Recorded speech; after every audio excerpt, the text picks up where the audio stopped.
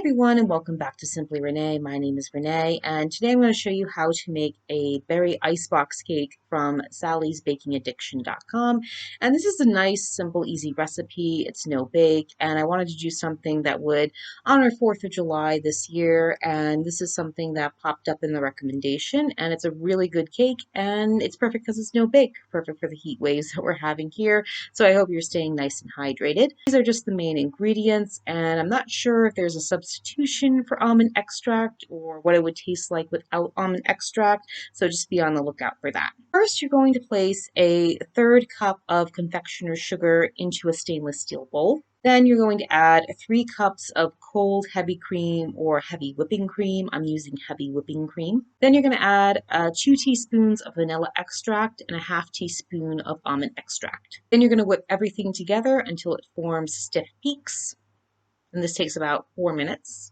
And once that's done, you're going to start the layering. So you're going to get a 9 by 13 inch pan, and you're going to start putting a very thin layer of the whipping cream. And once that's done, you're going to start placing graham crackers, and you're going to use a full sheet of graham crackers just to layer it up. And here you see the results. I took some broken pieces off and put it on the side just to fill it. This is something the website recommends. And now I'm just going to add in a layer of whipped cream. And they say you can go a little bit heavy on it, but I'm going to go as light as I can. And I'm using a spatula for this, but I'm also going to use a butter knife. And the butter knife just helps to remove the excess and smooth it out a little bit better. Then you're going to start adding the fruit. So first you're going to take 2 cups of fresh sliced strawberries, and I cut them to be a type of thin but thick slice. And I started to layer them. And when the recipe was done, I liked the cake fine, but I realized I should have added a few more strawberries and kept them closer together, but it came out fine. And here is the entire layer, as you see.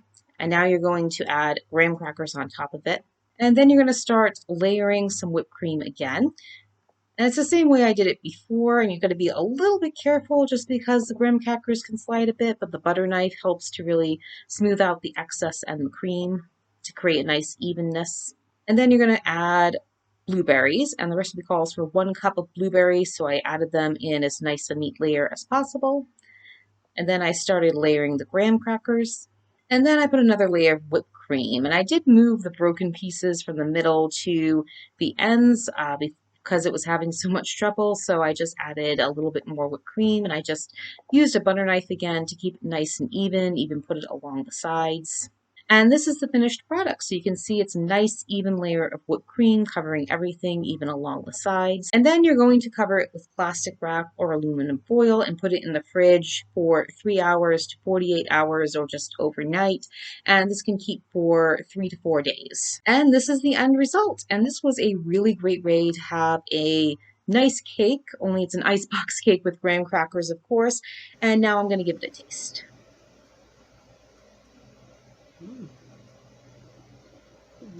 Very good. Very good. And it was very delicious. It was cool, it was refreshing, it's a great no-bake dessert, and it came out great. I also added, of course, some extra berries I had left over for some garnish.